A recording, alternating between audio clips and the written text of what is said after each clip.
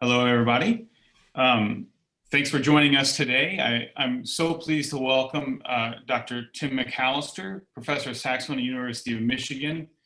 Um, of course, most of you, if not all of you, already know who he is, but he's a soprano saxophonist in the Prism Quartet, international soloist, clinician, adjudicator, um, and Grammy award-winning recording artist. Please welcome Dr. Tim McAllister. Hello, everybody. So I thought we could go. So I thought we could go and kind of just start. I gave some introduction, but if you could give us a little bit more information just about your background and who you are. Great. I hope the internet connection is stable. Hope you can all hear me. Well, thank you so much, Dr. Nabb, for doing this. This series has really been quite refreshing and illuminating, and I think it's been a great development. The silver lining, if you will, of this corona quarantine that we're in has been these kind of forums and maybe an increased internet presence for all of this type of activity on all of our individual parts. I know for one, I've been putting up some long overdue YouTube videos and just kind of getting faster at doing that, I suppose, and really encouraging my students to do the same and get very, very conversant with the technology. Yeah, I guess not too much else to say. I really appreciate your introduction. It was very kind. You and I share a lot of background and also just familiar surroundings, and then I grew up in Texas, and not too far from where you teach now, but in Houston, in Southeast Houston, and I grew up in that great Texas band tradition. Everyone knows about the legendary public school band programs in Texas. That was a huge part of my upbringing, I believe. I was really into the whole marching band thing and everything, but I was part of a very ambitious band program in Southeast Houston, Clear Lake High School. It was one of those programs that went really very deep with the all-state tradition. You had many students that made it into All-State every year. We all would attend the summer camps at the various universities throughout the state. We grew up in a pretty affluent area there in Southeast Texas near Seabrook, where the Johnson Space Center is, and we were all children of NASA engineers. We were children of aerospace contractors. It was a very strong school district, and to this day, and because of these really ambitious band programs in a state like Texas, you see quite the expectation that students are taking private lessons, that students are involved that way. My band director, who recently passed, his name was Richard Bass. He was someone at the high school level for sure that just expected that we took private lessons. And I had the great fortune of working with two top players in the city, in the greater Houston Metroplex. My first private teacher was a gentleman named Chester Rowell. Chester still is active. He's close to retirement now, multi-woodwind player. It was an amazing musician. I would walk in for my private lessons in the band hall, and he would have literally all the woodwinds out, and he was in the midst of either teaching lessons on all of the different instruments to different students, or he was literally practicing for the next gig. And for him, saxophone was just a part of that. Even though he was a clarinet major in his school days, he went to Eastman a long time ago. But he really took to the saxophone quite a bit. He got to study with Ray Ricker and a lot of people. But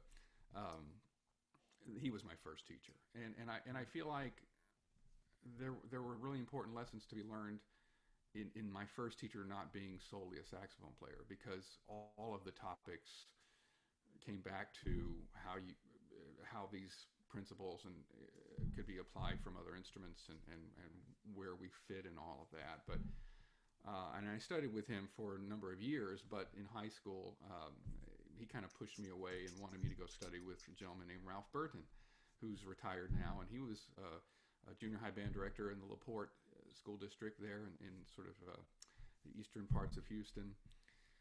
And Ralph was an incredible specialist on saxophone. He could play woodwinds, but he was a student of Dr. Eugene Rousseau. He was one of his graduate assistants in college. He studied with John Sampin at one point. He studied with Larry Teal in Wisconsin at one point, Shell Lake. He really was my first really very, very specialized saxophone teacher. And he didn't take very many students. It was known that if you could get in to study with him, you were probably guaranteed a spot in the all-state band.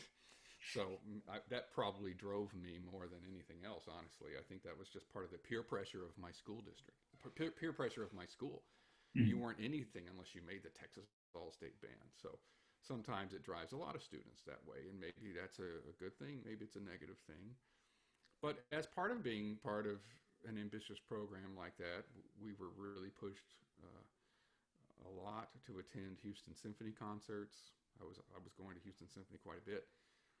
Grand Opera, the ballet. I probably saw Nutcracker every year. I mean, Houston is incredibly vibrant. It's an amazing city for the arts.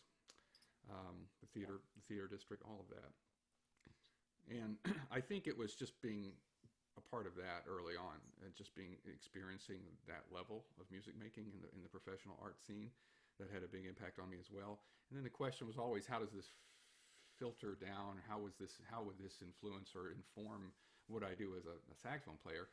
But the way I saw it was that the band tradition was kind of living and swimming parallel or within that, or sort of navigating within that. And I was realizing that part of being part of an ambitious band program is that we were actually playing a lot of relevant music. We were playing not only the big chestnuts and all the major pieces, but we had a band director who was very active and aware of what who were the big hot new composers and living composers writing for bands. So he was already engaged, or he was at least showing us kind of the model of a model of engagement with regards to commissioning and working with living composers. And we always had a living composer on one of our programs.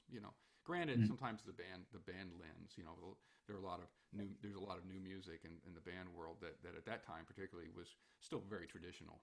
Right. But in '87, I got to hear the premiere of John Adams' Nixon in China with the Houston Grand Opera, and it changed my life. Now, Ralph Burton got to play in the saxophone section, and I would come to my lessons, and he had the book.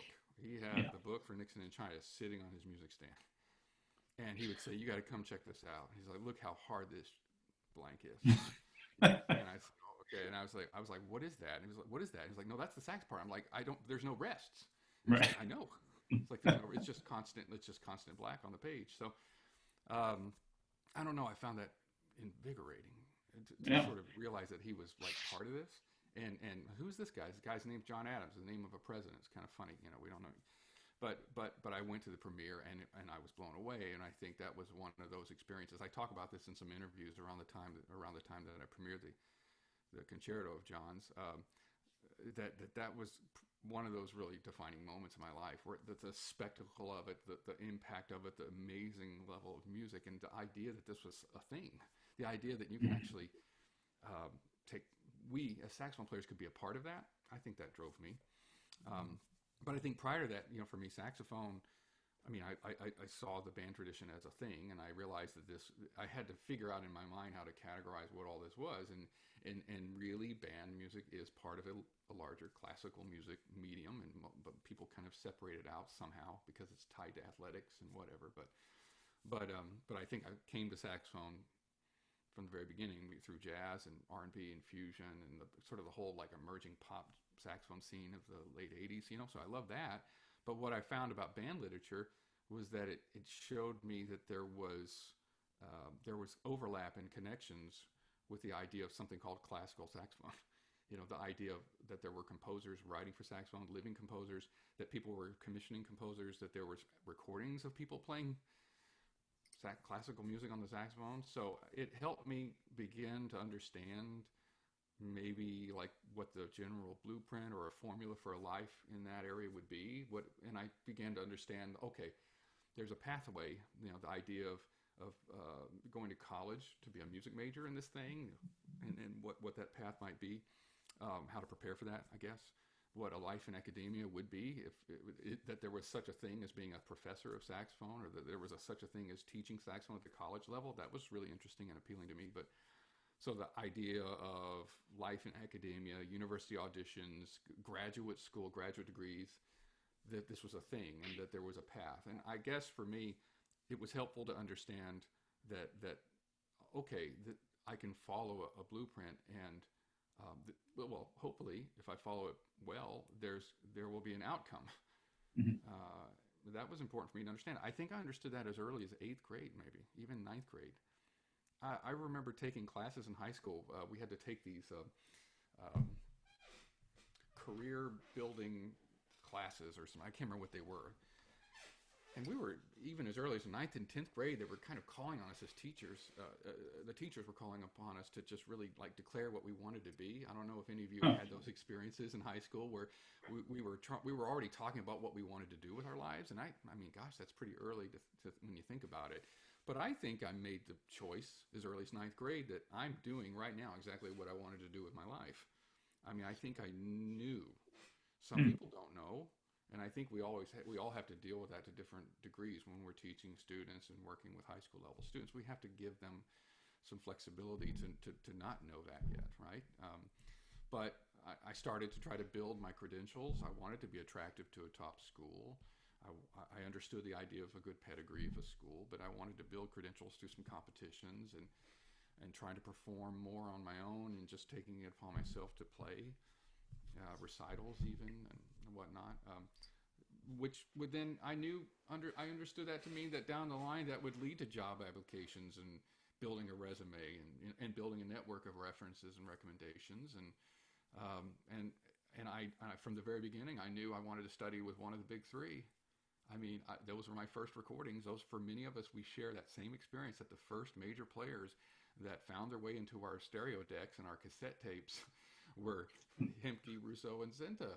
Right. And so that then I understood that, okay, they were tied to universities. These were the universities I should look at. So so I was listening to them as early as 8th grade. So, yeah. Oh, sorry. Go, please. So interestingly, you and we've both played the Nixon in China, the saxophone parts, and you and I can both attest to how how challenging those are. In your interactions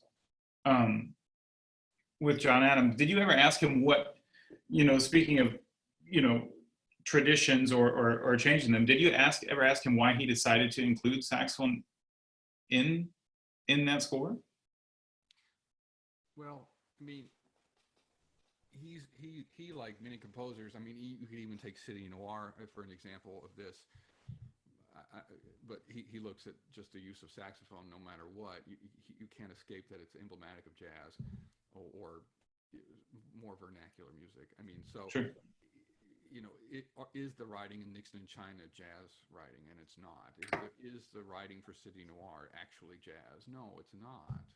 So it's virtuosic, hyper nervous kind of dense, music that sort of had a meaning to him that sounded like Ornette Coleman or something, But I mean, as far as he replaced the horn, he replaced 4 horns with 4 saxophones. Mm-hmm. So he saw the saxophones as being more versatile, and he saw that he could use them immediately as chameleons. They could be the bridge from the keyboard writing in that piece to the woodwinds, to the upper woodwinds.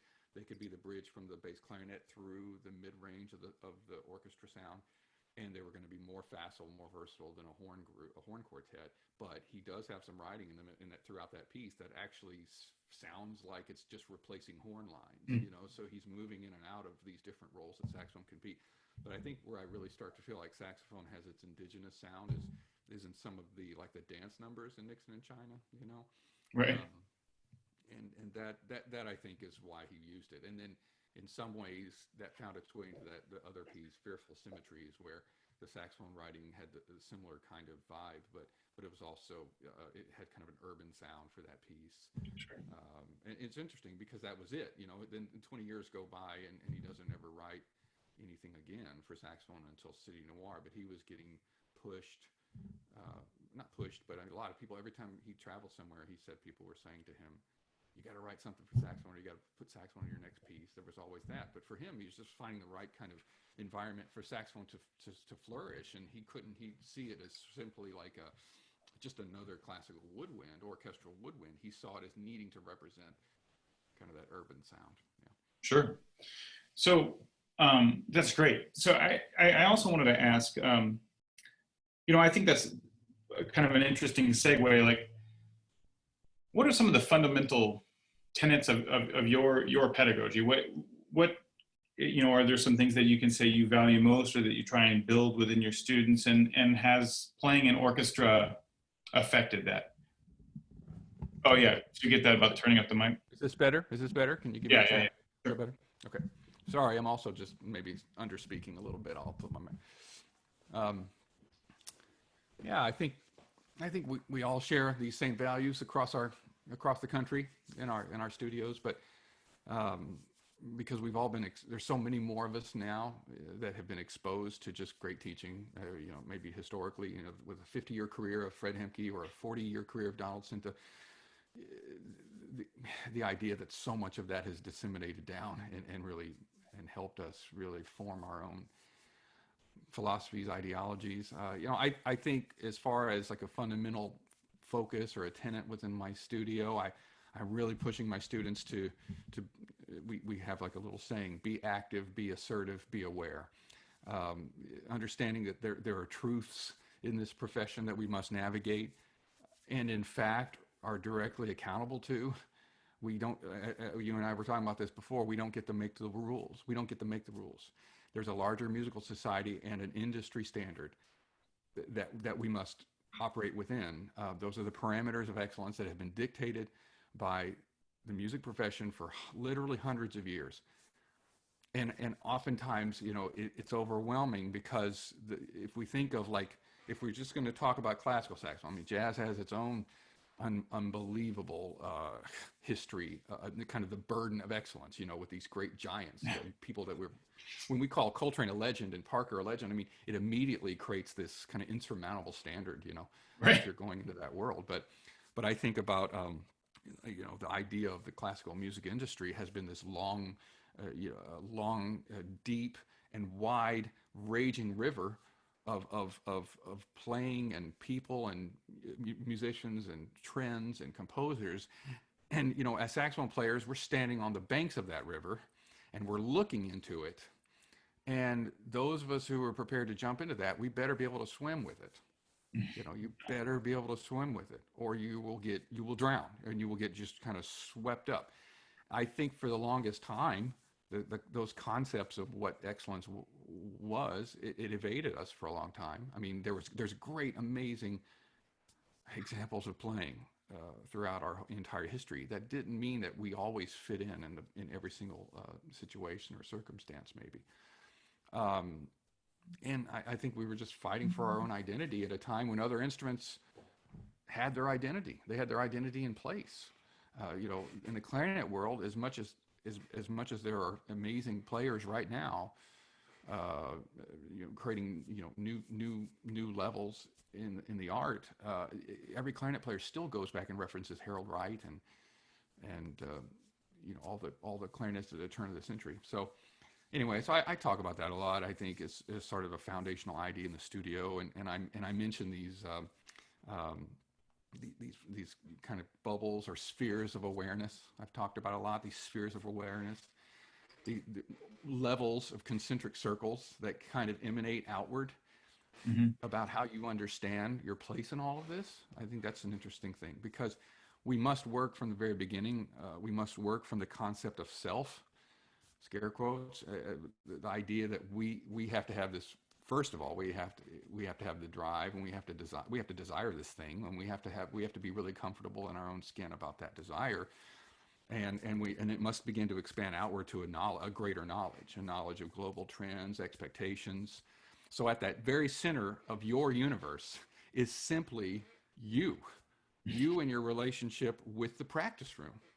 I mean, right there, that's the one thing you're most accountable to, is your relationship with that practice room. From there, everything begins to radiate outward. So I talk about, like in my studio, I talk about that next sphere. What is the sphere outside of the practice room? Well, it's your studio. What is the culture of your studio? Where do you fit in within that? Where does one fit in within kind of their class? Are they, you know, do they see themselves as a younger, weaker student, or less experienced, or kind of unaware of all these things that we talk about? You know, what personal strengths and weaknesses do you recognize within yourself? I think we have to be honest with ourselves. We have to embrace failure. We have to embrace a bit of fear and intimidation. You know, hopefully you're in a supportive environment. We want to believe that the studios we populate are supportive environments. But I can recall early on when I think my first day practicing in the practice room at the University of Michigan as a freshman, and classes hadn't even started yet. I recall one of the upperclassmen knocking on my door and saying, you know, who are you? And I said, well, I introduced who I was. And it was an upperclassman saying, well, okay, good. Well, you know, I'm the best player around here, so you better watch out. You know, I mean, they're just like, I was floored by that someone would even say that to me. So, you know, that wasn't indicative of the whole class, but it was just one person that just decided to kind of put me in my place a little bit. And maybe we all have some horror stories of someone in a studio that did that to us. But I mean, you know, I was certainly aware of my place. I was a freshman. I had a lot of learning to do. So I think that next sphere that I want my students to understand is, where does the studio as a whole fit within the culture of the school at large? I mean, how is your instrument? How is our instrument and the level of our studio viewed by our peers, by the peers throughout the school? What do the pianists and the violinists think of us running around with our Wiseman cases and our crazy neck straps and spouting names like Paul Creston? Do you think, I mean, do the violinists laugh at us? I don't know. Can we influence that, right? How might we influence that? How can we do our part to improve and further that image within the school? We don't do it by bullying and trying to like convince people that Hebert is a masterpiece. We simply do it by example, by our professionalism and hopefully the musicianship that they would get exposed to. I would want anyone in the school to hear my students and say, wow, that's amazing. Can you believe that? That's saxophone, right? So I think that's one bubble. And then we start to work continuing out from there. We're working outwards. What's going on in your region? What's going on with other universities, other university programs? Who are the active freelancers in your area? Are there any young graduates or alums doing good things from your programs, for example? I mean, when we're students, are we comfortable engaging with those people? Or do we just see them as kind of unreachable? People that wouldn't want to talk to us because we're just merely students. I think that's gotten really much better in our profession. The idea that we would have the courage to talk to someone who's maybe 5-10 years older than us, that's out in the profession, and really get their guidance, you know, to kind of what would you want us to know, kind of thing. I recall that same very thing when Gary Louie came to the University of Michigan when I was a freshman, and he was on a tour, and he did a recital in Ann Arbor, and he played all the big hits, Albright and Lilith, and he played some beautiful transcriptions, and I mean, I was overwhelmed by hearing him play live, and I thought, and here he was, one of our really decorated graduates of our program, and I remember after our master class, I was out in the hall, and he was just out in the hall, and he was about to go back inside this room to talk to some other people, and I felt really, really intimidated to talk to him, but I remember asking him if I could have a moment of his time, and it was just one-on-one, and I asked him, is all of this worth it? That was something I asked him. All of this hard work, all of this, the difficulty, the major repertoire, the difficulty of the repertoire, the challenges of going into the practice room every day and feeling like you can't do anything, you know, because it's just so hard or whatever. But I said, is all of it worth it? Is there a place for all of us? And, you know, I mean, he didn't remember that story when I saw him, you know, years and years later, but But he looked me right in the eye and he said, absolutely, you know. And I needed to hear that from someone like him, you know. I needed to hear that from someone like him. Obviously, someone from a position of privilege, a professor himself, and touring and performing and doing recitals and winning competitions. But I needed to hear that from someone who had an opportunity to give me something positive or something negative. He could have said something easily that would have sent me kind of spiraling down, you know, down the rabbit hole, I guess. But so anyway, I felt that was important. He was kind of an important alum, and suddenly my bubble of awareness expanded outside of my own studio. It was now a name like Gary Louie, or a name like Laura Hunter, or a name like Matt Levy of the Prism Saxophone Quartet, and these recent graduates that helped me.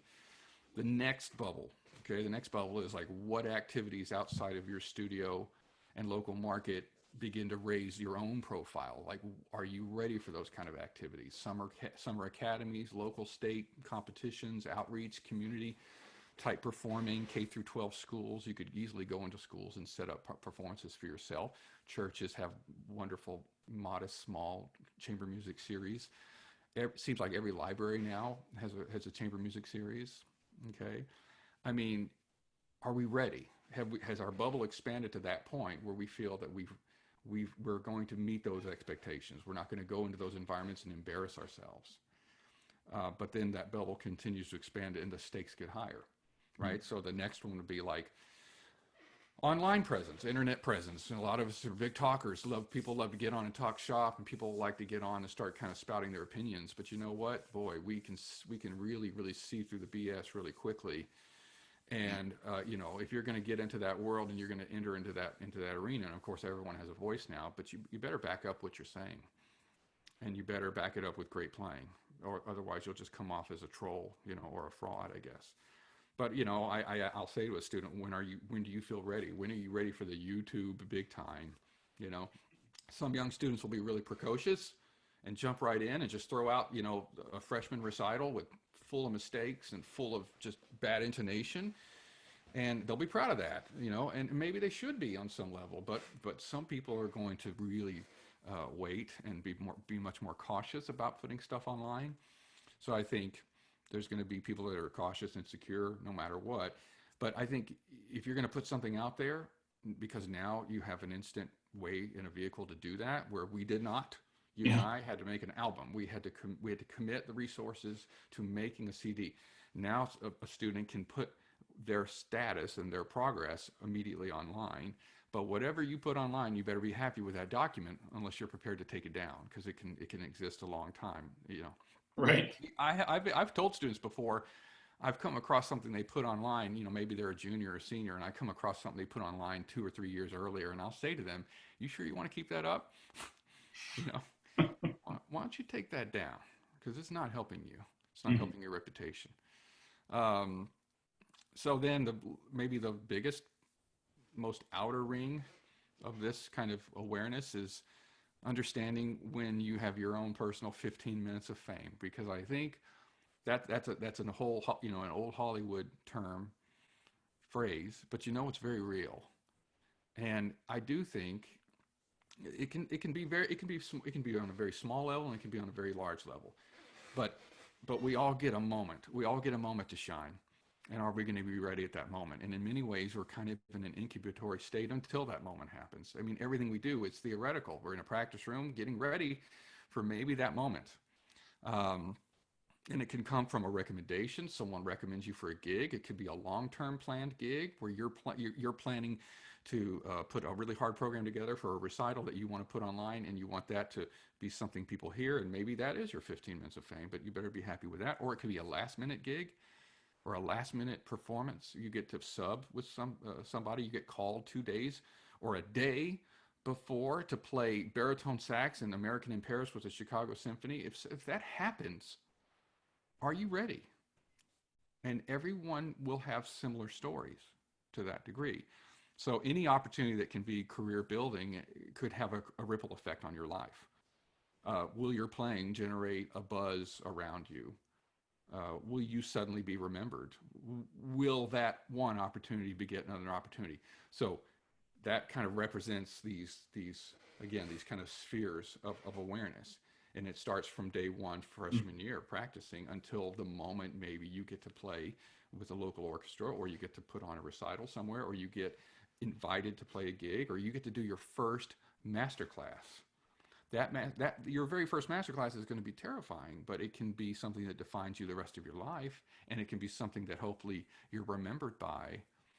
Our audience today probably, they don't know that Dr. Nabb and I know each other from one of my very first master classes that I gave at the University of Illinois, because I was granted a beautiful, wonderful opportunity by his teacher, Deborah Rickmeyer, who felt it was a great opportunity to bring in a new young teacher in my second or third year of teaching at Potsdam, to come in as part of a Midwest tour to work with her class.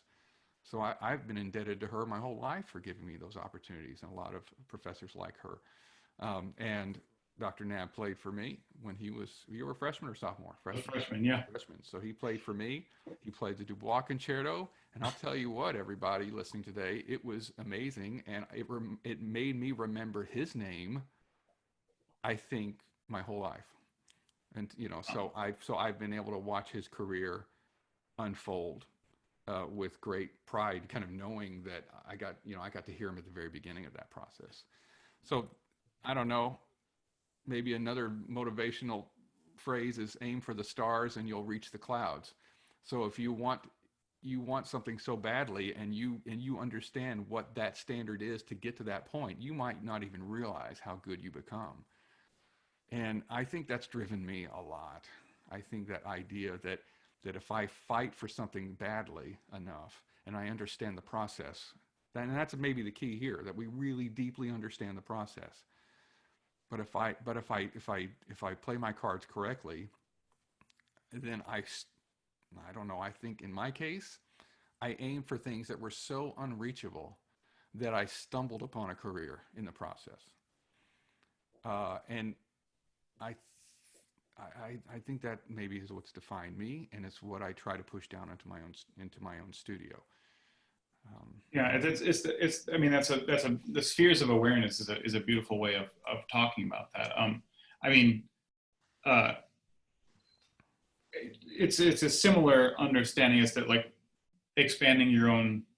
It's not just your comfort zone. It's your aptitude zone too. Like what you become comfortable with. At first, you're always uncomfortable. I mean, the first time you play, sitting in an amazing orchestra section, you realize, or at least I realized, that how much of an outsider you are, as to use your term, as standing on the banks of that river, where these people play together 5 days a week for 2.5 to 4.5 hours at a time, and to understand how to just like jump in and fit right into that, you have to have that muscle and ready to go, but still it's uncomfortable no matter what. Right. So yeah, that's an amazing way of thinking of it. So I guess, thinking of awareness, what one of the other questions that we had was, like, what do you foresee as a main challenge for the new generation of saxophonists entering their careers, and what's your advice? Yeah, I saw that question. I didn't. Yeah, it's an overwhelming question in many ways, because what those challenges have been changing with every generation. And I remember a lesson once with Don Cinta. I don't know, I was probably a senior or junior. I was undergrad, I think. But I just remember him saying, you know what? I don't have to test the wind anymore. Like, I know who I am, and I know what I teach, and I believe what I believe. He said, but you're the one who has to be in that constant state of testing the wind. But and that helped me, just kind of in the same way, these kind of spheres of awareness. It helped me just kind of get my thinking outside of his office, right? Mm-hmm. But I do think one of the main challenges we're seeing, it's an amazing thing. It's also intimidating, but it's the saturation in the market itself. There's a saturation of excellence even. I mean, excellence has become commonplace, okay? Saxophone playing is commonly great. That I don't think we could say that about the profession 50 years ago. I mean, there's a reason. I mean, I would never want to skip out or miss out on any important names, okay? Because there's so many, Cecil Leeson and Ron Caravan and the names go on, but there's a reason we've talked about these same names, for a long time: Himke, Rousseau, Cinto, or Mule, of course, or Londex, or Defy. Their excellence stood out. Their excellence was singular, So I think excellence exists everywhere, and there's this growing level of awareness. I think, and there's even there's this growing level of awareness from non-saxophone players that has actually added to this pressure of matching up. I mean, we are all going to school with our future peers, and they will start to dictate. In the case, if we're going to talk about orchestra, let's just talk about hiring practices. A lot of times it goes right down to the principal woodwind players, and the principal clarinet player is going to be the one that has a lot of say as to who they hire for saxophone. And the minute a principal clarinet player has been exposed to great saxophone playing, then that becomes the new standard. And in some ways, it can result in that person being the one they hire from then on. So it is, well, we've done our job. We've done our job in many ways. We have increased that level of awareness for people like that who might know what good saxophone is. We have more conductors that know what good saxophone is. You talk to someone like Maren Alsop, she will not tolerate substandard saxophone. She might have at one point in her career, and she didn't know the difference, but now she will not tolerate it. So she's going to do whatever she has to do to get that orchestra and that personnel, a manager or whatever, to hire, someone with great credentials, someone with good history. And we've seen that in her recordings and with her orchestras and whatnot. But yeah, so I think it's been disappearing, the days where there might be musicians that would declare kind of these really backhanded compliments like, that's pretty good playing for a sax player. Yeah, that's pretty good playing for saxophonists. I mean, those cute little quips and snide remarks have dissipated quite a bit. They certainly have in the more, in certainly the more knowledgeable and more higher budget orchestras that can afford to pay, for an outside hire or whatnot in the sub world. But that's just in the orchestra world. I think we're seeing that. But I think we're seeing it in the chamber music world too, like saturation of great saxophone quartets. And now we've all been playing our part in this and contributing to a slice of the pie. And we have an unbelievable amount of great pieces for the medium, and now we've seen sax quartets clean up in chamber music competitions. I have to really look officially at a list, but I'm pretty sure in 20 years of the Fish-Off competition, a saxophone quartet has not won only 2 or 3 times max, right? And it even goes beyond 20 years. So we're seeing that become commonplace in a way that chamber music series are willing to take a chance on a sax quartet as sort of their odd oddity for the season. String quartet, string quartet, piano trio. Okay, now we're going to decide what we're going to plug in. Are we going to plug in an early music group, or are we going to plug in a guitar quartet, or are we going to plug in a Renaissance Russian ensemble, or are we going to plug in a saxophone quartet? And I think we've made a stronger and stronger case for sax quartet being a really great feature on those type of seasons. So there's a lot of us there, but it's also, even though that would be the saturation comment has a bit of a defeating kind of connotation to it, I also find it to be this overwhelming positive that we are flooding the market with great playing, and it gives us possibly a chance to just rewrite the whole script on what saxophone's role in classical music can be, because maybe it's less of a chance for them now to hire something like a sax quartet. I think certainly 20 years ago, 30 years ago, it would be way too much of a chance, of a risk for their programming. But advice, it's just the same type of things I was saying before, just understanding every aspect of why we as saxophonists might be deemed deficient. What are the arguments against us? How do we navigate the arguments against us? The lack of repertoire, the lack of like a bona fide place at this table The idea that we don't have a home, that we're not part of an orchestra, we don't, there are no professional concert bands en masse, the fact that we're just kind of nomadic, these rare artists that just sort of pop up that can play the hell out of the saxophone. We're oddities in that regard, but understanding that how we can play counter to those arguments. What kind of case can we make for our repertoire? Are we going to make the case for the very best pieces? Can we turn a substandard piece into a masterpiece? Can we make the case for something that might be, if we want to really be deeply honest with ourselves, there are going to be a few more B plus pieces in our repertoire than there are A or A minus pieces in our repertoire. But can we make a case for those pieces? Are there B plus violin pieces that have found their way into the standard canon because of great historic performances? And I think the answer is yes. So I think we can always play our part in that. But, I think understand on a dark side of it too, understanding that people probably assume we might be disappointing, build your brand around the idea of changing people's minds.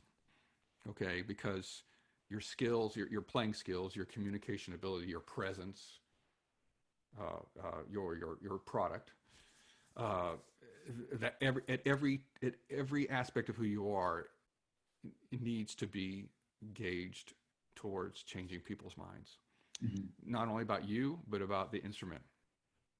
Because if people see that the instrument is being championed by really, really, good people, kind people, deeply organized people who are never late to a gig, people who absolutely know their part in and out, know the score, know what they're dealing with, know how to change their sound on a dime, and can work with any conductor, or in terms of chamber music, can play music at an intimacy and a level that's equal to Emerson's string quartet. If we're constantly in this position of changing people's minds, then I find that we will all find our place in this whole thing. But not everyone can sustain that necessarily their entire life. And so maybe that's where we see some of us along the way fall off, or some of us move into parallel careers. Some of us maybe move into administration or arts management, whatever. But we're all at the core, we're still these great players, and that led us to those opportunities. But some people move into new professions entirely, and I can't tell you how many times, I'm sure you get this too, many of our listeners, how many times you get an email from a student that said, I don't play saxophone anymore, but I learned everything about my life through saxophone. I learned everything about who I am through being a music major in your program. Thank you so much. And, so to me, that makes what we do almost as worth it as much as trying to pump out another, hotshot player who wins an audition. So those people, they've taken those skill sets into every part of their life. But if there are those of us, and I think that those of us whose names have become household names in the saxophone world, if you can sustain that intensity, that at every moment you are being watched, if you can sustain that intensity to stay on top of that, on those expectations, then there will be a place for you at the table. I really firmly believe it. It has to be a life of sustainability. And it may not happen immediately right after grad school. There's no job like immediately waiting for you. You don't get plugged in. You don't get to go to a job fair like some engineering major does. And you go to a job fair and you walk out the day you get your degree and you walk into a job. That's not there for us. So we can't expect that immediate payoff. But if we maintain that intensity, it will come for us. I really believe that. That's my advice. It's very optimistic, and it maybe it's a little bit naive, maybe sometimes, but I believe we must. It is part of our charge as professors. It is part of our charge to allow our students to be dreamers. Yeah.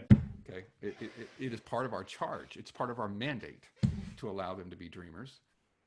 The world doesn't need 500 more classical saxophone players, but the world needs 500 more artists. The world needs 500 more entrepreneurs and 500 more engineers who are going to make the saxophone better, or 500 more arts managers who are going to improve the state of the profession for us. And that's going to be more important than ever coming off of this period we're in right now. We're talking very idealistic, and we're talking about the state of everything that existed 3 weeks ago. So we're going to have to rebuild a lot, and I think we will. I think it'll come back stronger, if you ask me. Yeah. Well, yeah. I mean, so along those lines, I mean, you know, talking about the younger generation, like how is the level of playing?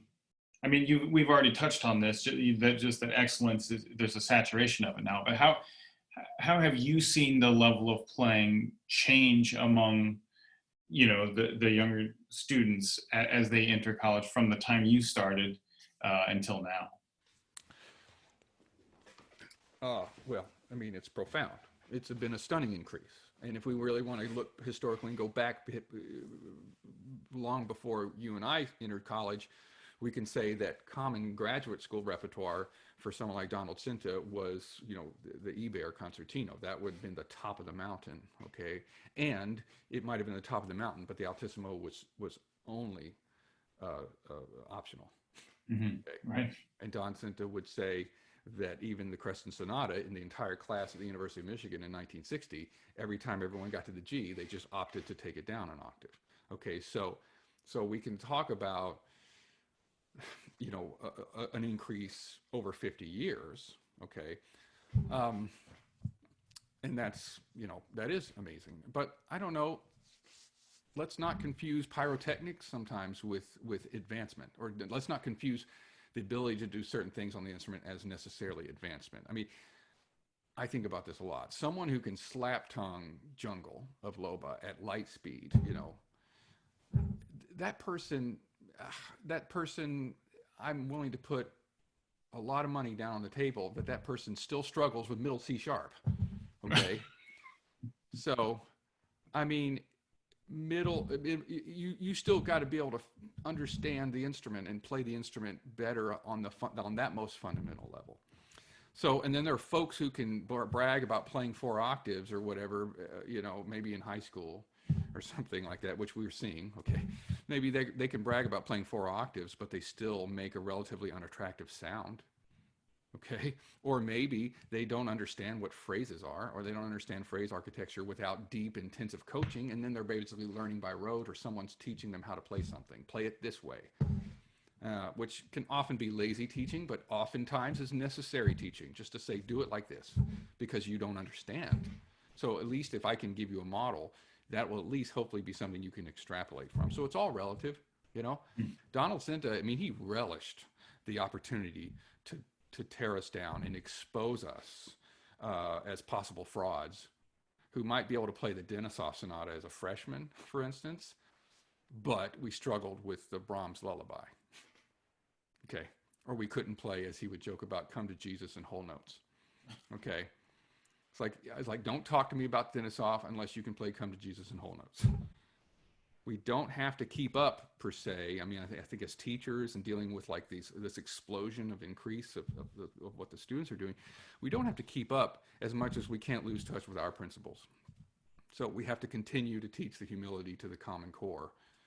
And you know, playing perfectly in tune is just as hard as playing 4 octaves, and playing perfectly in tune is just as hard as slap-tonguing jungle.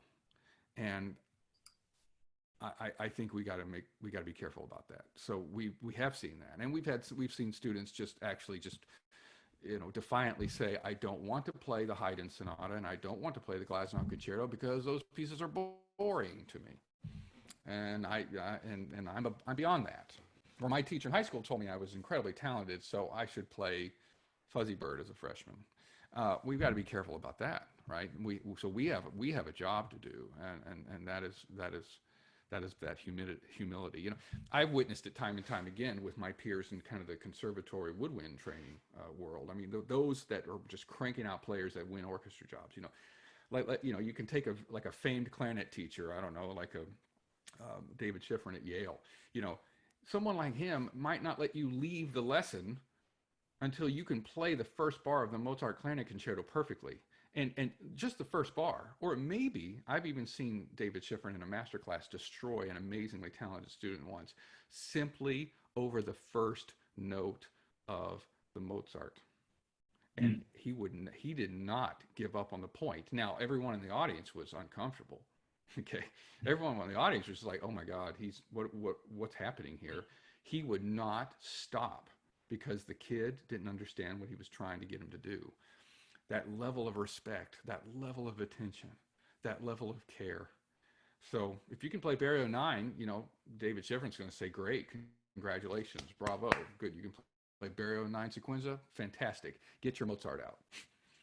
And there is a humility there that we see, and we see it with those players, the ones that keep coming, the teachers in clarinet that keep coming back to Brahms, Weber, Debussy, Copland, maybe Mozart, and every one of those kids who are studying with them played those same pieces in high school. They played those pieces in high school, and they thought they could play them in high school. That's for sure. So I believe this kicks in for us as teachers more as we age ourselves. I mean, as we as teachers begin to age, we start to respect the Glazunov more. I know I do. Or the Creston. I just played the Creston on a faculty recital back in January with Liz Ames, which was an amazing experience. And I realized I'd never performed the Creston Sonata in its entirety in my entire professional career. Because somewhere back in my mind, at some point in time in my teenage years, I deemed that piece unworthy of my time because it wasn't hard enough or something. Cynthia used to say, if you're bored with the damn Creston Sonata, play it up an octave.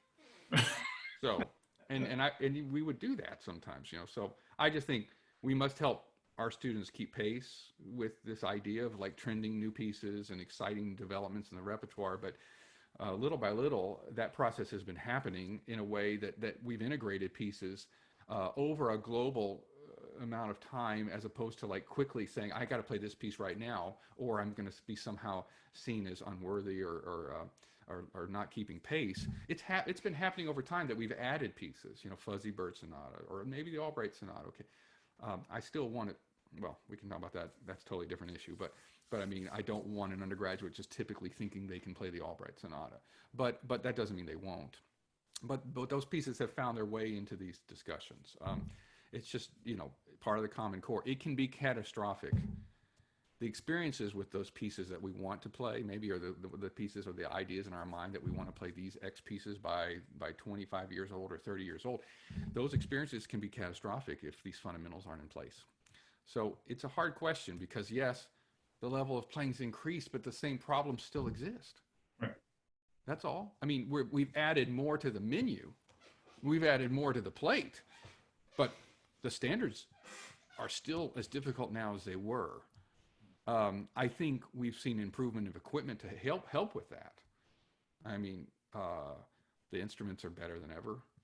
I mean, yes, there's still the allure and the magic of a Mark VI, of a great Mark VI, but Mark VI was magical not because it was magical for different reasons, not because middle D was in tune, So that's for sure.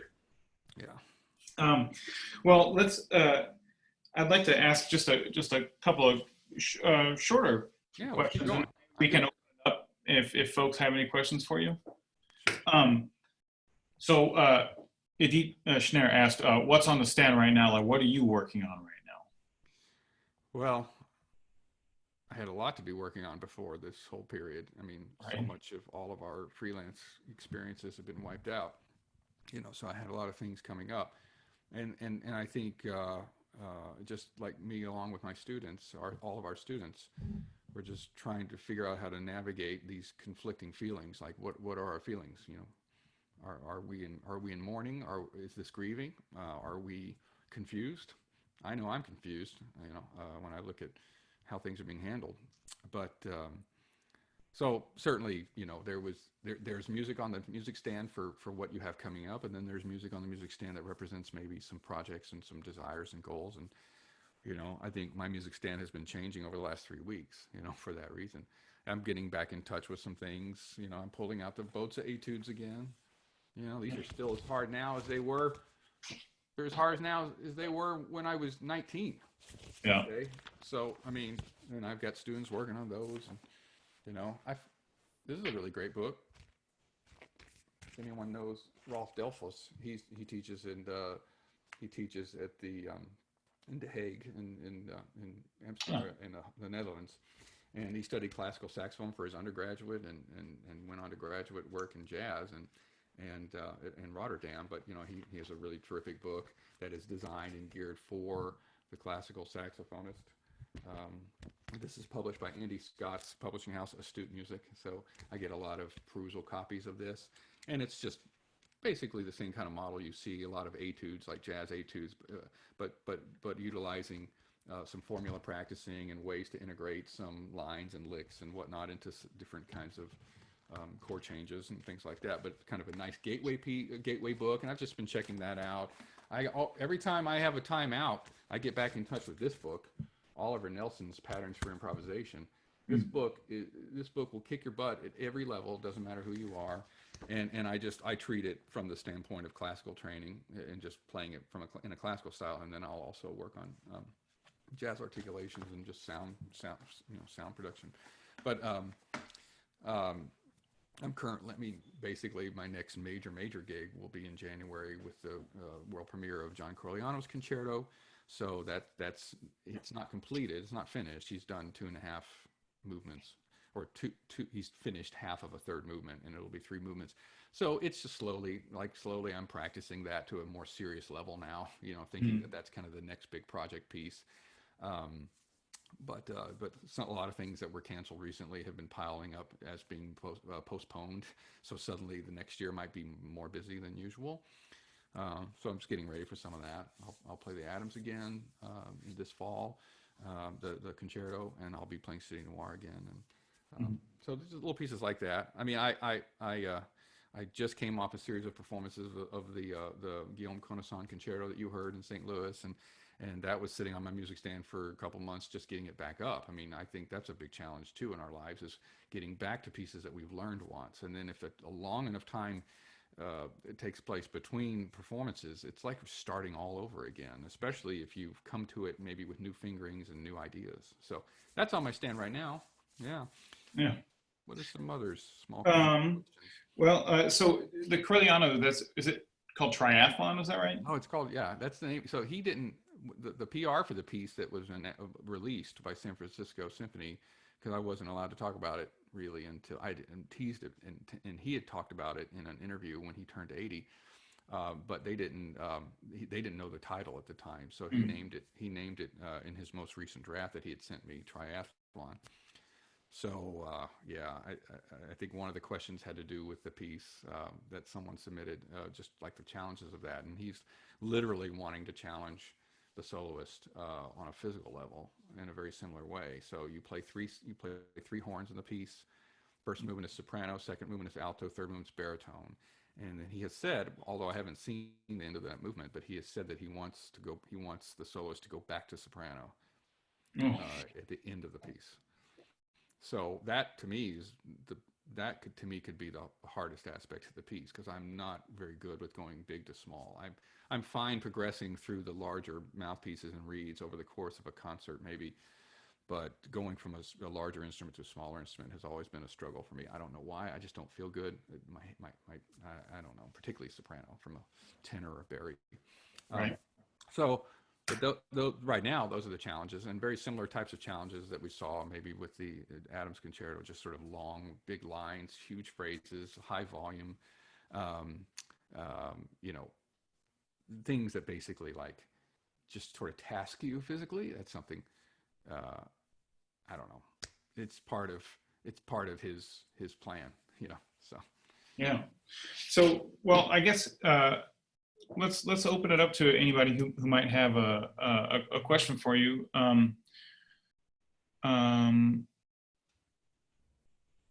Kevin asked, so there won't be any biphony. There's no two horns at once situation, right? This is just okay. Yeah. Each movement's a different horn. Yeah. Like the third movement is baritone switching back to soprano. Yeah. Gotcha. So when you played Joshua Park asks, when you played with the Berlin Phil on City Noir, how did other musicians in the ensemble react to there being saxophonists in the group? Did they feel you were unworthy? Were they shocked, etc.? Oh, I think musicians at that level, they trust who they hire. and Berlin has a great history of bringing in great auxiliary players. You know, Johannes Ernst and a few recent players, and of course the history of DFIA joining the group. Right. You know, so they knew this was a special event, and they knew I was being brought in, you know, ahead of time, and this was Gustavo Dudamel, and everyone was pretty aware that I was the guy who premiered that with him. So, Right. and the recording this was all to be recorded at the same time, and for a whole box set. And there was, so I had a real sense that they were excited to have me, and they knew I was coming, you know. And so, yeah, and they were, and a lot of them, they had to reference the St. Louis recording. That was the only really major professional, like, edited recording. There's a live premiere performance with Los Angeles, but so they were all referencing that recording. So it's as if they knew they knew my playing already. So Right. I felt nothing but great acceptance in that group, and it was a pretty stunning experience with them. Yeah. Sure. Amazing orchestra, amazing hall, you know, both. So another question is, what are your favorite warm-ups or etude books? Or a warm-up regimen? I mean, you referenced the Holy Moly and the Bozza. Are there any others? You know, for many years I'd play out of the Marcel Moïse, you know, The Art of Sonority, you know, the flute book. I mean, that's just an amazing book, and it's humbling. And if you take it at face value and read it as at pitch, then you're talking about altissimo studies, you know. Right. So it's not necessarily meant to be for a beginner or a younger player. I think it's someone who's really comfortable kind of reading traditionally up to G and A as part of your common playing. But I'd still say that my warm-up routine is built out of a lot of either hand-me-down exercises or word-of-mouth exercises, and exercises I put in my own technique book for my students. A lot of transcribed exercises, but I was always very structured in my high school years with the lesson plan itself. I want my students to follow a really detailed lesson plan that builds upon aspects of my own technique book, or my own warm-up, you know, exercises and whatnot. But you know, I felt that the pathway to getting better very quickly was just that consistency. Every single time I sat down, I followed my script. I needed to follow my script, and if I did that and I worked through every exercise, I was going to witness growth little by little with every one of those specific exercises. So, you know, Don Lefevre at West Texas A&M University, he had these great long tone exercises that I took and adapted for my students and kind of printed them out and published them more, you know, to look good in a finale. And that's just, you know, series of long whole notes, you know, a quarter equals 60, and crescendoing and diminuending through them, and tapered releases and niente attacks. But certainly would start with that. I don't consider, for instance, mouthpiece exercises or voicing exercise. I don't think any of that as anything that is first. I think of that as deeper in the practice session, after you've literally warmed up and you've been literally getting the instrument moving and the reed warmed up and, you know, working for you. But I think long tone exercises. Then I would move to some mouthpiece warm-ups, checking concert A, figuring out pitches on each side of that concert A, sitting with the piano. I use the neck a lot. I certainly believe in playing on the neck just to really establish a great sound and really find the center of your sound in the neck itself. Mm-hmm. We're all very guilty of being able to play the mouthpiece in the neck with a very bad air support and virtually no fundamentals in the embouchure, and the neck makes a very fine sound. You know, that's just part of our curse. We walk this earth with this cursed instrument that you can do everything wrong and it still works. And that's something I think that we have to always deal with. So getting back to the neck every day and like the positioning and making sure I have that kind of proper angle. I'm not too flat, my head's not down, or my head's not too far up. Finding that's always like recalibrating myself every single day. I believe in that. So doing quarter notes and articulation, 16th exercises, maybe warming the tongue up through the neck itself. But I'll also do overtones on the neck, and I'll check the fundamentals, A flat, and I'll do two partials above that. And I try to get that going with my students. But once I get to the instrument, I'm just straight on kind of old school pedagogy about overtones and overtone scales right out of Cinta's book, and drawing on some of those Rasher exercises and Eugene Rousseau's book. I look at all the altissimo work as just sound work. It's just all sound studies. We can call it altissimo all we want, but we're literally just dealing with the acoustic of the instrument and how to master and condition ourselves to handle the acoustic challenges of the instrument. So I want my warm-up to address all of those acoustic challenges, but I don't want to put that upon the reed early on, and I don't want to fatigue myself early on, or I don't want my students certainly to fatigue themselves early on. So, but I mean, still bread and butter, like, l'index, les gammes, the Nouvelle Etudes, or the mechanism exercises out of the Paul DeVille Universal Method, still genius, great exercises. Transcribe them into 12 keys, transpose them into 12 keys. Trent Kinniston, Daily Studies, love that book. Larry Teal's Daily Studies for the Improvement of the Technique, love that book. I think we have to take this huge wealth of stuff and figure out how to streamline it into a single efficient model for ourselves, because there's not enough time in the day to go through every person's kind of unique etude technique book. So, right. So I think when I'm in an ideal practice situation, when I have time to sit down and go through my old kind of warm-up routine, I find that I'm mixing and matching from a lot of sources. Yeah. Right. Let's do another question. Here's an interesting one, and you can say pass or address it if you want to, but what was a moment of failure or hardship that changed your musical path in a profound and positive way? Are we saying like literal, like a playing moment? You think like maybe Could be. I think you can take that in any direction you want to. Well, I mean, we've all been humbled at one point or another. Whether it was a low C sharp in the Romeo and Juliet first note, or it was, I remember having a really, really negative experience when I was a senior in undergrad, and I put on my big senior recital, and I had been practicing so much leading up to it. But I think I'd been practicing leading up to it in a way that I was shortchanging a lot of my fundamental work. I mean, I felt that I was really running out of time. And we all make this mistake often. I was running out of time, and I was just bypassing long tones and warming up, and I was just throwing scales out the door because I didn't have time. And, I was just kind of like trying to pull one over on Donald Cinta that I wasn't working on all that stuff, because I had this recital coming up, and it was a very ambitious recital. It was an incredibly ambitious recital for my senior year in college. I played all music by Michigan faculty, composers, both present and retired at the time.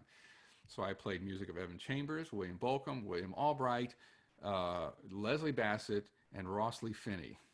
So at the end of the whole recital, I played the Rossley Finney Concerto with band. I basically got all my buddies together and put a wind ensemble together, promised them all a nice reception and some good food, and spent the money and rented the parts. Rossley Finney came to the performance. He had been retired for years. He died a couple of years later. But it was a pretty rough week. I hadn't paced myself, and I got up on stage in that recital, and I got to the end of that concert, and in the middle of the Finney Concerto, I couldn't play anymore. I couldn't make an embouchure anymore. Like, my face literally gave out. I was leaking air. It was as if I was having some kind of fit or an attack, and I think my body rebelled on me and pushed back on me in a way that I never experienced before.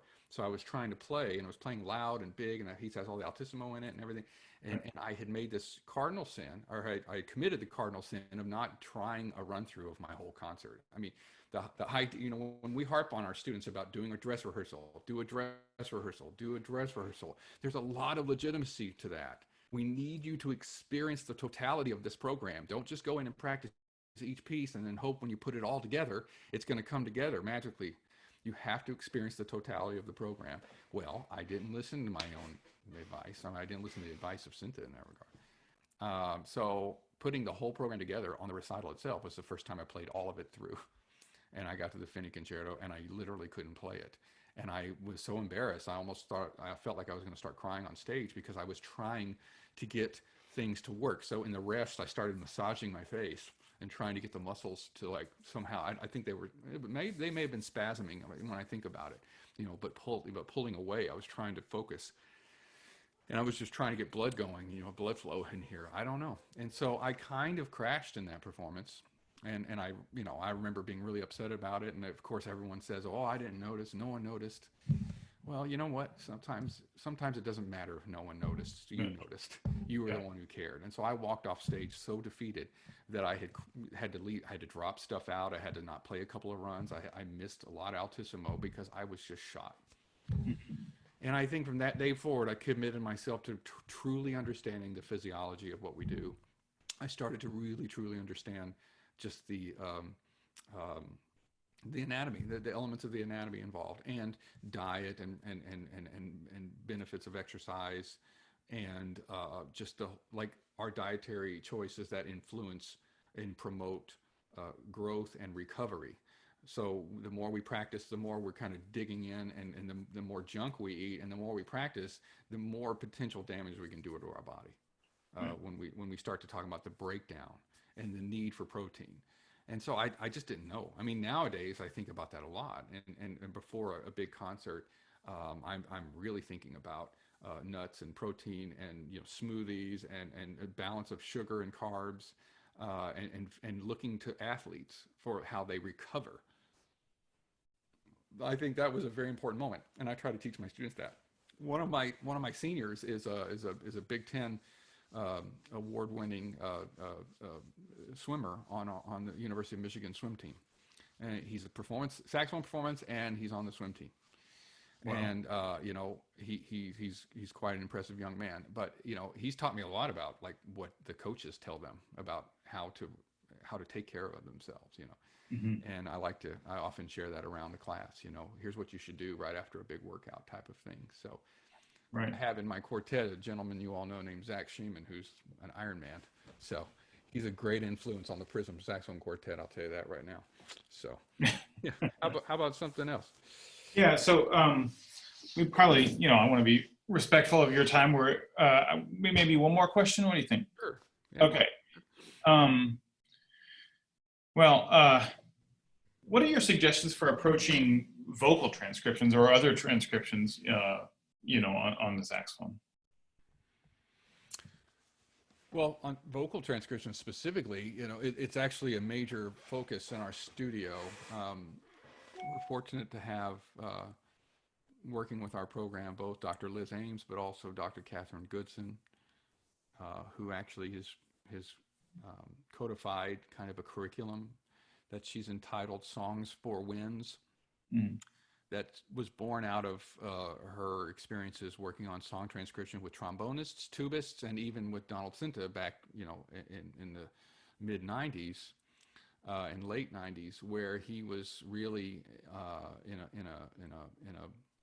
in a place in his life where he was interested in playing a lot of voice transcriptions, not like flute transcriptions and not violin transcriptions, but voice transcriptions. So he was playing a lot of Puccini, and he was playing. He was famous for always playing Maria from West Side Story as like an encore, and so much of what he was teaching as far as how to approach the instrument was almost vocal training based. And I mean, setting aside the idea of voicing as an idea for just acoustical prowess. He was looking at everything that we do through the lens of how a singer looks at text and art and notation within art song. Mm-hmm. So that was maybe something that singularly defines his playing style. If someone didn't know his playing and heard it just kind of out of context, they might be really taken or quite surprised at the overtly singing nature of it, like almost literally adopting singing principles to the playing. Well, I mean, those are experiences that really influenced Dr. Goodson, and she started to really look at how she could build a curriculum of advancing challenges within the art song tradition to help us navigate that. And the idea that you may see something on the page, but there's so much more to the context of what you're reading that you must bring to it. There's so much accountability that we've got to bring to an art song transcription. It's sometimes a lot more obvious if we're bringing our skill sets to a woodwind transcription. If we're playing an oboe piece or a flute piece, in some ways there's already so much overlap built into that we can really get away with that quite easily without doing too much. It's you don't have to adapt much. I mean, just play really well, play really in tune, have a nice, a vibrato with great taste. But if you play an oboe transcription on soprano saxophone, you're already pretty close. You're in the ballpark of sounding like an oboe, I guess. So, but when we look at art song, it's so elusive because there's so much more code there. How would you interpret this line based on that word, and what is that melisma, and what is that consonant, and how would that affect how you play that line?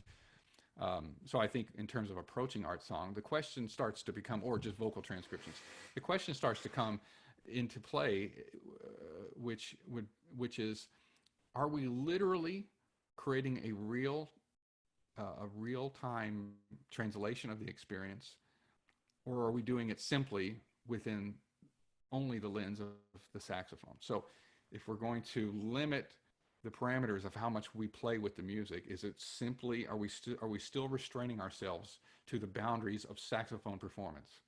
And there are going to be different opinions on this matter. And maybe these are some of this starts to play into nationalistic trends of interpretation, or even just, some of the remaining tribalisms we see, the idea that one camp will say, let the saxophone be the saxophone, and operate within that. And another camp is going to say the saxophone is merely the tool for you to do anything you want with. And that camp, it can represent quite an extreme. And that's a camp that can be in some ways iconoclastic, the idea that we're going to go beyond the saxophone. I think vocal transcriptions are a way for you to at least test those waters more so than anything else. So I like that. I think that also, though, I mean, you having recorded the Franck, I certainly, great composers knowing their instruments that they're writing for, Ravel, or the Ravel sonatine, for instance, on piano, like there are certain there are certain amounts of time that are taken because of the requirements of that instrument, piano going from one range to the other, and chords, if you're going to play just thinking in that first movement, you need to understand that time is built into that music. It's part of how that music breathes. And so I think that what you're saying in terms of,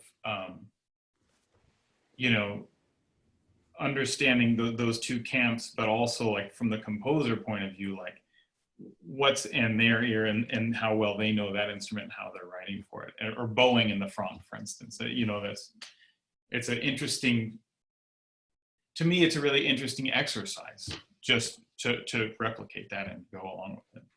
I think that's the service behind it. Whether or not we can truly feel that we can incorporate it successfully, right, is maybe less important than the act of trying, Yeah. So, I mean, I actually don't want when I talk about if just the idea of transcriptions, if we back up, I mean, I actually don't want my students to see the Villa-Lobos fantasy for soprano saxophone as like opus number 1 for soprano saxophone. I do not want that piece as their entry gateway piece for the soprano saxophone. Right. A disaster awaits if they do that. I want them to back up. I want them to look at some transcriptions that would help provide a little bit more foundational training on that instrument. And if the whole world building comes from sounding like an oboe or sounding like a flute, then I'm going to be happy with that. And so I'm going to look at transcriptions like Saint-Saëns oboe sonata, or maybe some nice easier Bach transcriptions, or trying to find whatever I can in the form of training music to get them ready. And I find when they stick to that, Marcello's Concerto, that's a great example. Sure. Marcello Concerto. I mean, use that piece as a wonderful tool for not only studying ornamentation and Baroque music and Italian Baroque and all, but use it also as a foundational piece to get their soprano chops together, so that you and the student have a really positive experience when it's time for the Villa-Lobos. I mean, that's an example of how transcription can really benefit the core repertoire. Sure. The common core repertoire is benefited greatly. Back to the idea of like the ambitious, young high school Tim McAllister. I mean, I made a huge, ridiculous leap when I was in 8th grade. I played the Handel Sonata Number 3 the Rasher arrangement that many people have been playing that publication for 60 years more. And the very next piece of repertoire I wanted to play was the Crescent Sonata. So to go from the Handel to the Crescent was ludicrous, you know. So we're always trying to find some kind of these filler pieces that would help with that. And sometimes lighter transcriptions can do that. So I think Schumann Romances is great, you know. Dr. Hemke's transcription for that is great, to do that on alto, but to take the original key and do it on soprano saxophone, that's pretty humbling too. And also, you know, you're talking about, again, that long hundreds of years tradition of classical music, you know, and starting to study some of that and understanding the traditions behind that and everything else can help inform us in a way. Oh, absolutely. Part of that. Yeah. All right. One more quick one, and then we'll sign off, I promise.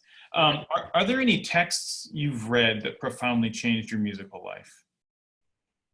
And that could be, I mean, it could be literature, it could be, you know, the teal art of saxophone playing. It can be, you know, anything in between that. Certainly the teal did. Yeah. You know, the Madeline Bruiser Art of Practicing. You know, I just bought a new copy because there was an anniversary edition of Julia Cameron's The Artist's Way, you know. Yeah. You know, I find this book very inspirational. I wouldn't necessarily call myself a heavily religious person, but the book deals with just sort of this connection with a spiritual side of who we are, the higher creativity, and how that can be connected to some kind of elevated sense of our place in this world and this cosmos and all the questions of therein. You know, I think that book had a huge impact on me. Letters to a Young Poet by Rilke. I mean, I read that book as an undergrad, and I think in my darkest moments of questioning whether I loved this thing, that book helped me reaffirm my love for it in those darkest moments, the ones where I'm talking about, where it's your relationship with you in the practice room. When day after day after day after day, you're walking out of there defeated that you can't do something. I think those are the moments that we question things, you know. But that book helped always put me on the path. I'd go back and read the Rilke letters, you know. Yeah, I mean, you know, Art of Saxophone. The Teal book is great. You know, certainly as a book, you know, that I'm currently because I've just now made some time for it. That's not a plug, I get necessarily, but I'm reading the Rasher Reader, that was compiled by Lee Patrick. This was a beautiful gift bestowed upon me by Wilde Zumwalt at Fredonia, and you know, to have a signed copy and coming from kind of like the source of that archive. This is a beautiful chance to kind of go through this man's life and look at these letters to him from composers and the correspondence with different musicians, you know, and I look at these people, these giants in our field, and even just, you know, reading anything, jazz history texts, and I love Chomsky. I've been reading a lot of him, you know, recently, but I find that reading just puts my head in the right place. It really has. It always has. And when I think about books themselves, the art of publication itself, just to really hold a monolith like this, you know, or a monograph that has a monolithic status to it, or potential monolithic status to it. I mean, there's something that just helps keep me again on the right path to everything that I do. Yeah, absolutely. Yeah.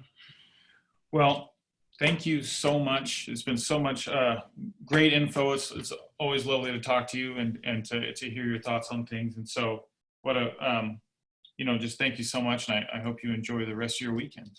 Hey, you too. And to everybody, thank you so much. Hang in there, okay? This is a rough time for all of us, but I've told all my kids we have two choices. You can either come out of this period better, or you can come out of this period not better.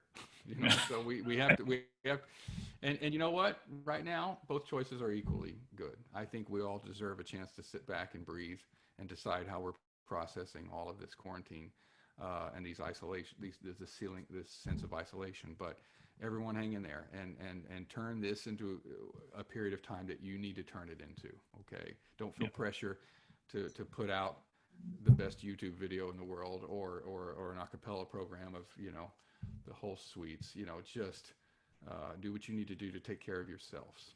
Absolutely. Yeah. All right. All right. Take care. Thank you, everybody. Thank you, Nathan. Yeah. Bye-bye. Bye-bye.